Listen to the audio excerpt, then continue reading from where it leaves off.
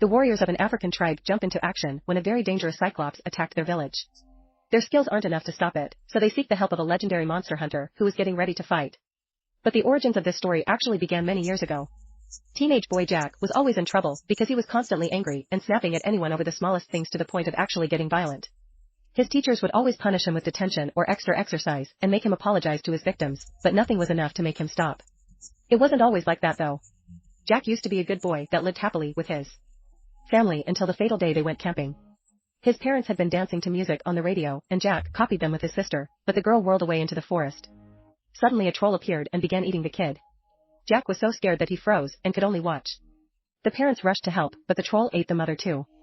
The father tried to retaliate and the troll quickly overpowered him. So right before dying, he told Jack to run. After watching his dad get eaten too, Jack ran as fast as possible and became the only survivor. Nowadays, Jack is in his 20s and still carries an anger that he unleashes easily. He's working on getting better, though. He's got a job as a plumber, started night classes to finish high school, and seized Counselor Silverstein for guidance. However, any question asked by Silverstein just triggers another furious rant from Jack and no progress is ever made. Tonight Jack is arriving late at school, which is pretty usual for him and doesn't surprise Professor Crowley. Jack's girlfriend Eve does pass him notes to scold him for missing most of the class and not even bringing a pen, but Jack pays more attention to the other girls in the room. Tonight, Crowley shows the students how sodium can make an explosion when put into water. As soon as the class is over, Eve rants at Jack for being so irresponsible and classmate John comes to offer his notes to help, but also to flirt with Eve. Jack is starting to get irritated, but luckily, before he can snap, Crowley calls him over. The professor also scolds Jack for always arriving late, but most importantly, he asks for his skills as a plumber because he's having trouble with the pipes in his new house. A few moments later, Jack arrives at Crowley's place and meets his dog Waldo. The house is still being tidied up and Crowley explains he got it super cheap because it has some nasty story behind it. Jack goes to the basement. Start working on the pipes, and once he's done, he asks Crowley to try the sink. Unfortunately, the repairs don't work, and as the whole installation breaks down, the valve hits Jack in the face. Meanwhile, outside the ground opens to show something glowing. Jack explains to Crowley that they need to change the valve, so he takes the old piece and promises to come back after finding a replacement. At first his van won't start, and Jack begins throwing a tantrum that is interrupted when the engine finally reacts, stopping things before they get violent. Sometime later, Crowley falls asleep at his desk. Waldo was outside, barking at the hole in the ground, which now is releasing a mysterious smoke. This smoke sneaks inside the house through the back door and is inhaled by Crowley, who suddenly wakes up and abruptly stands up to reveal black eyes. Moving rather awkwardly, Crowley runs through the house and hits the door with his own body a couple of times until he realizes how to open it. Then he runs to the garden, even if it's raining. The next day, Crowley wakes up when he hears Waldo bark at him. He's shocked to discover he fell asleep in the garden and his hands are rather dirty, as if he had been digging, not remembering a thing about last night when he turns around.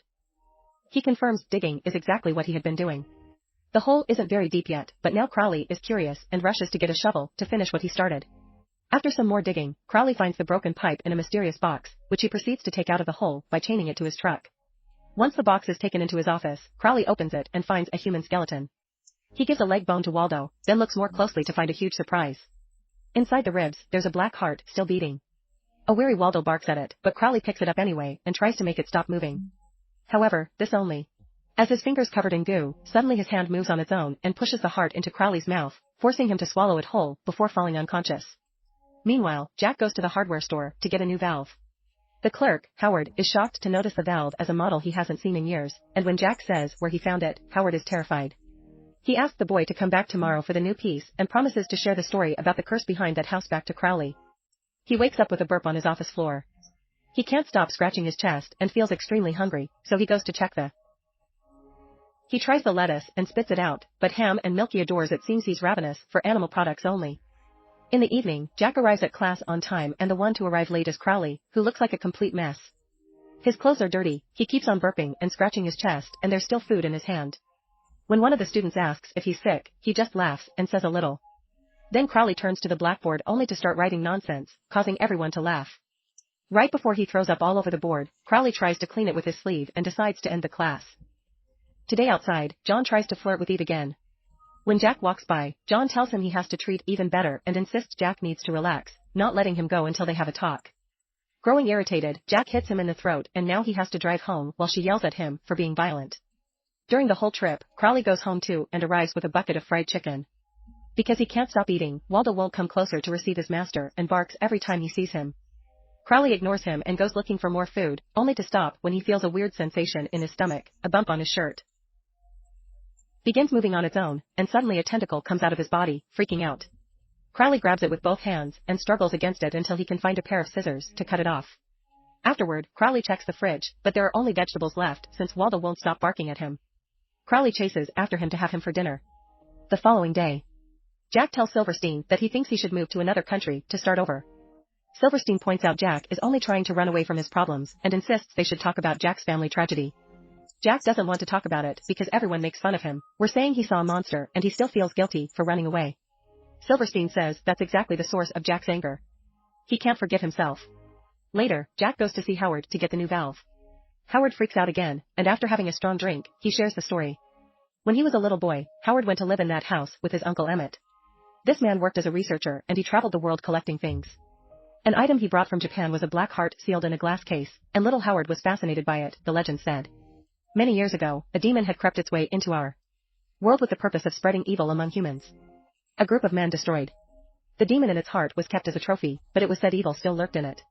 It passed through many hands and shops until Peter bought it at an antique store. One evening, little Howard was looking at the heart and accidentally dropped the box, cracking the glass. Later smoke started to sneak out of the box and took over Peter's mind, making his eyes go black. Just like Crowley, Peter began behaving weirdly, feeling constantly hungry and eating enough to feed a small country. Little Howard was getting scared and checked the box only to find it. Sometime later, Howard heard noises outside and discovered Emmett eating their dog. When Howard came closer, Emmett bit the kid and ate his hand. Terrified, Howard managed to pull his arm away and run into the house, where he searched for his uncle's rifle and used it to kill him. Afterward, Howard put Emmett in a box to bury it in the backyard, and he was sure he could still hear the heart beating. Jack doesn't understand how a kid could drag Emmett into a box and dig without a hand, so Howard shows him his hook replacement to prove it. This is still not enough to make Jack care, and he leaves after paying for the valve. Later at school, Jack tries to apologize to Eve for last night, but this only triggers an argument that ends with Eve wondering if they should see other people. Jack doesn't hesitate to accept a breakup, causing Eve to get offended by how quickly he was ready to get rid of her. When they enter the classroom, they find Crowley sleeping on the desk and his sleeve stained with blood. Two students drop a heavy book on the table and the noise wakes Crowley up. After belching, Crowley walks around, still scratching his chest and looking disorientated. He also throws up again, and as his stomach gurgles, he loses control of his arm. A worried student approaches him to check on him, but Crowley pushes her away, hurting her. Then he turns to reveal there's a giant tumor growing on his chest, not to mention he's spitting blood. The students run away in fear, and Jack makes sure to help the hurt girl walk away. As Crowley falls to his knees, his body begins transforming into an extremely grotesque form, and tentacles come out of his back, which he sends down the corridors to capture the students. Jack, Eve, and the girl hide in a classroom, and Jack manages to close the door right when a tentacle tries to enter, cutting its tip. The other students aren't as lucky.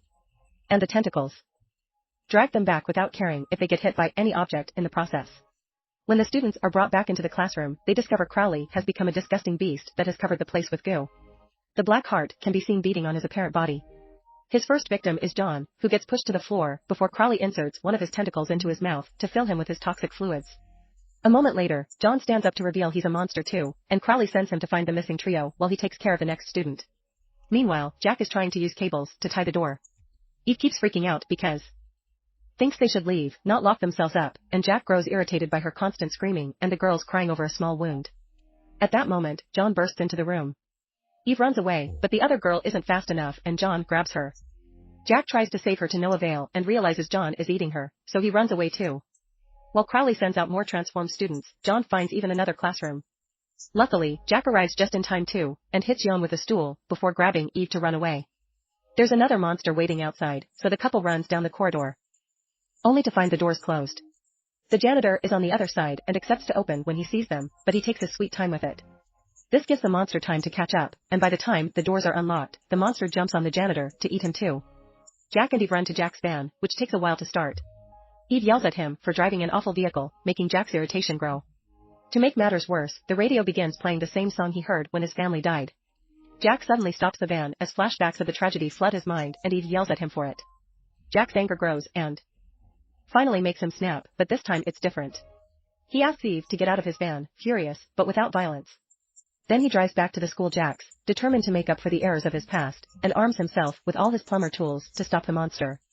In the quarter, Jack finds two transformed students fighting over the janitor's body. They both attack him as soon as they see him, and a fierce yet unfair fight begins. Jack manages to push the boy away for a moment to kill the girl by hitting her head with his pipe. Then he goes after the boy to punch him repeatedly until he falls on the floor where Jack stabs. With a tool, meanwhile, Crowley feels hungry again and begins feeding on one of the students. Jack begins making his way to find Crowley, but he bumps into John first. A chase begins through the school, and Jack defends himself by throwing anything he can find at John. However, John feels nothing and comes close enough to bite Jack's arm. Jack headbutts him to push him away, then he breaks the lab equipment to bludgeon John to death. Afterward, Jack wraps up his wound with tape and takes a fire axe before running into his classroom, where he finds Crowley making more monsters. Using the axe, Jack cuts the tentacles to allow the students to escape, but Crowley begins attacking him before he can finish. Jack tries hiding under a table and throwing his axe at Crowley directly, but nothing works, and now a newly transformed student is attacking him too.